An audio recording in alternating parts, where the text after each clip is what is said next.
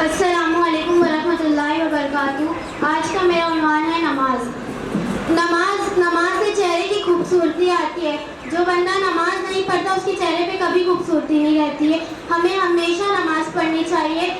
نماز کو کبھی قضا نہ ہو، چاہے آپ سفر میں ہو چاہے کہیں بھی، اپنی نماز کو کبھی قضا نہیں کرنا چاہیے۔ ہمیں ہمیشہ نماز پڑھنی چاہیے۔ نماز جو ہے آپ صلی اللہ علیہ وسلم کی آنکھوں کی ٹھنڈک ہے، اور ہمیں آپ صلی اللہ علیہ وسلم کے لیے نماز پڑھنی چاہیے۔ جو نماز نہیں پڑھتا وہ کافر رہتا ہے۔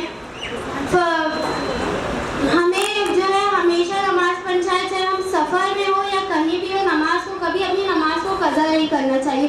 جو نماز کو قضا کرتا ہے وہ کافر تو رہتا ہے، اس کو گناہ بھی ملتا ہے ساتھ میں۔